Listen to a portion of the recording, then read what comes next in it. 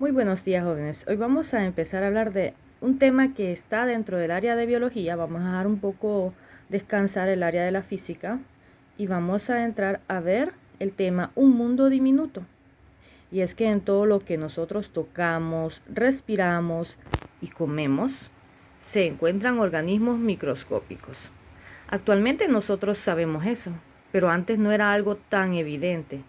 Nosotros podemos ver un vaso con agua y lo miramos transparente y pensamos tal vez que es un agua que está limpia, es apta para beber, pero en realidad puede tener bacterias, puede tener algas, puede tener amebas. Eso nosotros lo sabremos hasta que nosotros miremos esa gota de agua al microscopio. Pues eso lo hizo alguien hace muchos años. Ya vamos a ver de esa persona que empezó a estudiar esos organismos microscópicos y gracias a él nosotros sabemos lo que sabemos ahora. Bueno, en el tema usted va a iniciar observando estas 4 imágenes. ¿Usted reconoce alguna de estas imágenes? ¿De qué serán esta fotografía? Miremos esta primera. ¿Qué organismo microscópico cree que está ahí en esa imagen? Probablemente ustedes lo conozcan. Siempre que miren un anuncio de jabones antibacteriales, usted va a mirar algo parecido a eso. Y son bacterias. Aquí tenemos un ejemplo de bacterias. Estos son bacilos. Entonces ahí usted va a escribir en su cuaderno bacterias, en el cuaderno de trabajo. ¿Qué observa en esta segunda imagen? ¿Se le hace conocida? Vamos a ver, aquí tengo una imagen con, bueno, este era un ejemplo de los tipos de bacterias. Tenemos cocos, bacilos y espirilos. Y la que teníamos acá es bacilos. Después vamos a estudiar las bacterias. Miren, acá tengo una imagen de los tipos de virus. El virus del SIDA, de la hepatitis B, del ébola, el adenovirus, la influenza y el bacteriófago. ¿Se parece a alguno de estos? Esta imagen que tenemos aquí se parece, ¿verdad?, al de la hepatitis B. Entonces aquí tenemos un ejemplo de ¿qué? De virus. Aquí le escribe entonces virus en la B. En la C se le hace conocido esta imagen en 7º grado. Yo creo que incluso ustedes la dibujaron. Por eso es muy importante dibujar. Algunos dirán, ay, dibujar, escribir, como que a veces es lo mismo, pero en realidad uno al dibujar aprende los rasgos o las formas de algo. Incluso cuando uno está en el laboratorio, le toca dibujar lo que mira en el microscopio muchas veces. Entonces es muy importante. Vamos a ver. Aquí tengo en realidad la imagen, tengo otra imagen parecida a esa que le aparece ahí en el cuaderno de trabajo. Y aquí tenemos euglenas. Euglenas son algas microscópicas. Entonces aquí usted le va a poner algas. Algas microscópicas.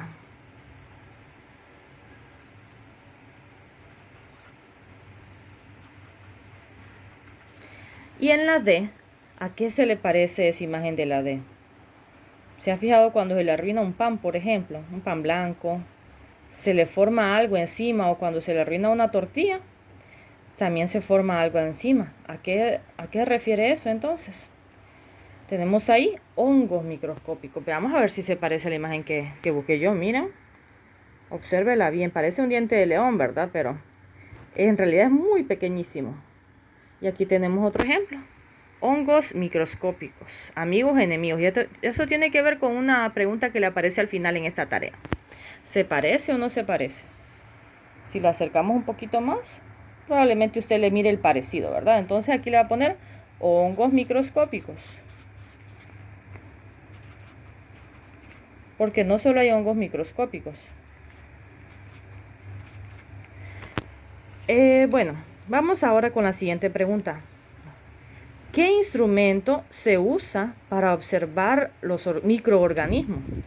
Recuerden que, como les mencioné, un vaso con agua, usted lo puede mirar, es agua transparente. Incluso puede creer que es agua apta para el consumo, pero puede tener muchos microorganismos que en realidad van a ser perjudiciales, digamos, para el cuerpo humano.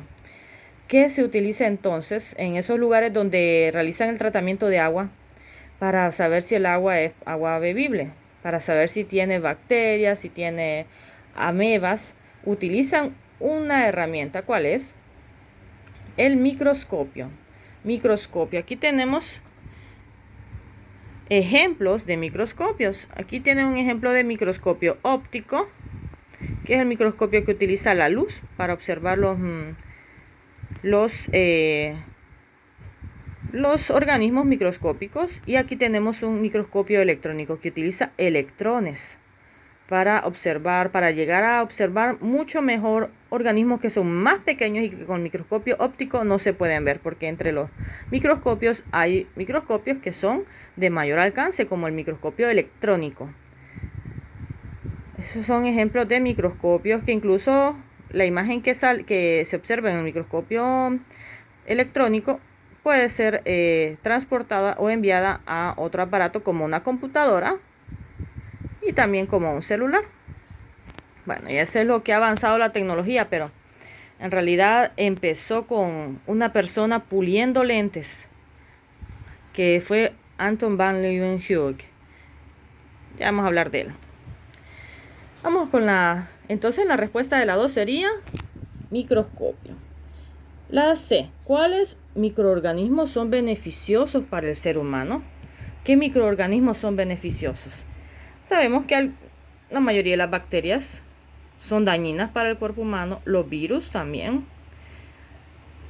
Algunas algas son dañinas para el cuerpo humano y algunos hongos son dañinos para el cuerpo humano, pero no todos son dañinos.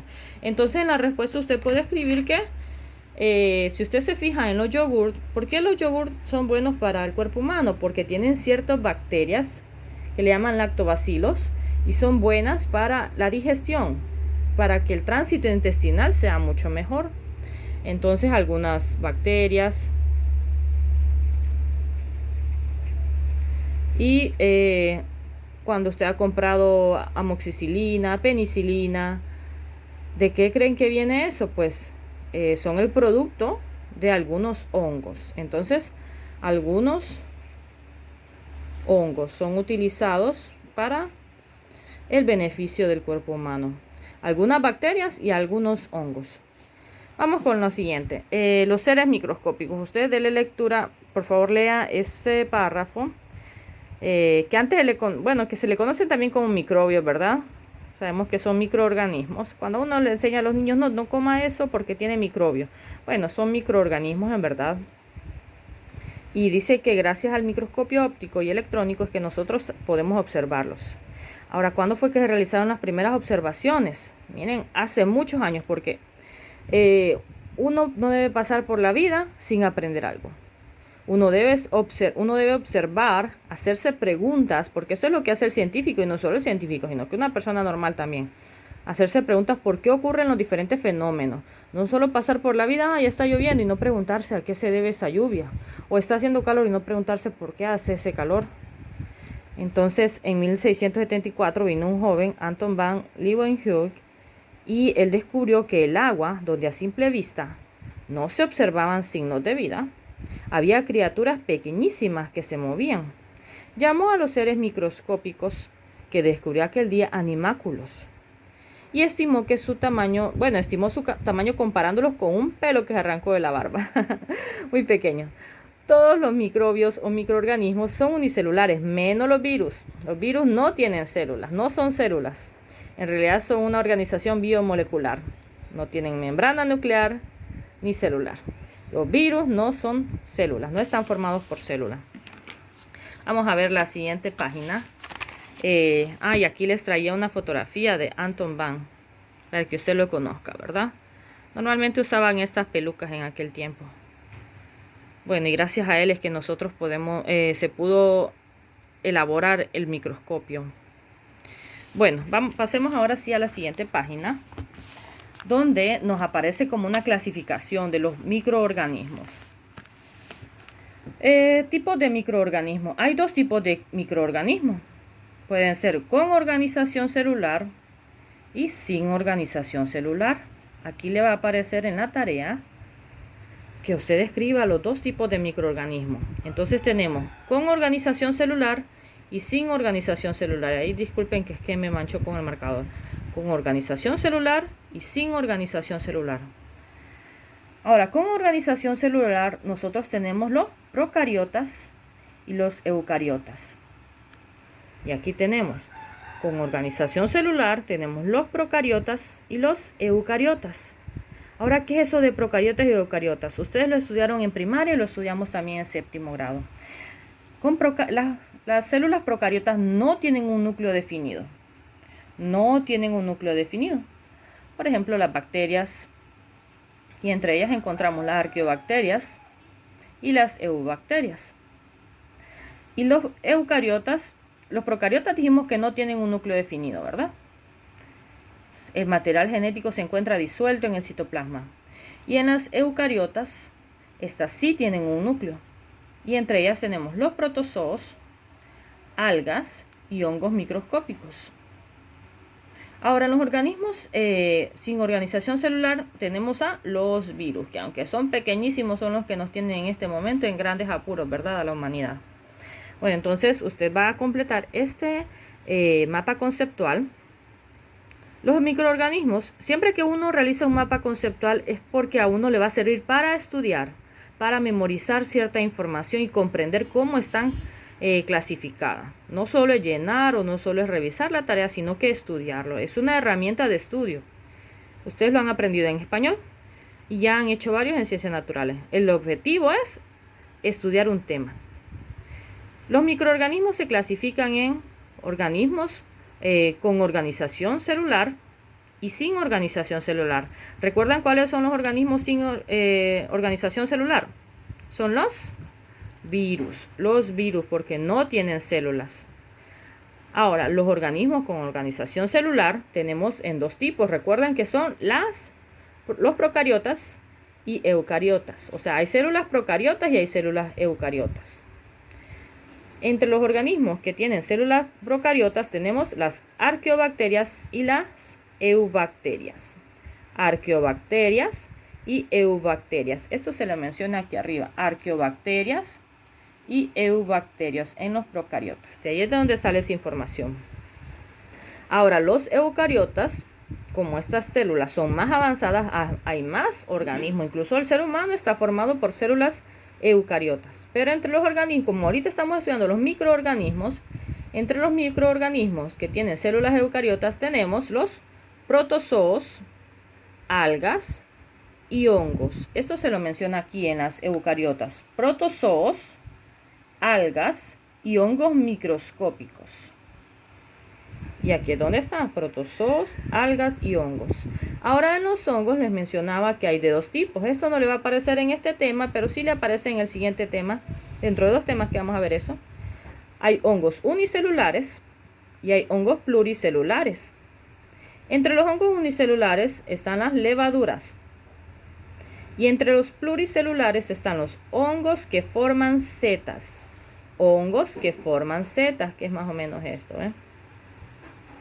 Más o menos así. Esas son las setas. Entonces recuerden que hay dos tipos de hongos, unicelulares y pluricelulares. Entre los unicelulares tenemos las levaduras. Y en los pluricelulares, hongos que forman setas y mohos. Hongos que forman setas y mohos. Entonces ustedes van a completar este mapa conceptual. Recuerden, el objetivo del mapa conceptual es estudiar el tema. Y usted así debe hacer con este tema que es de gran importancia y muy interesante. Pasen muy buen día.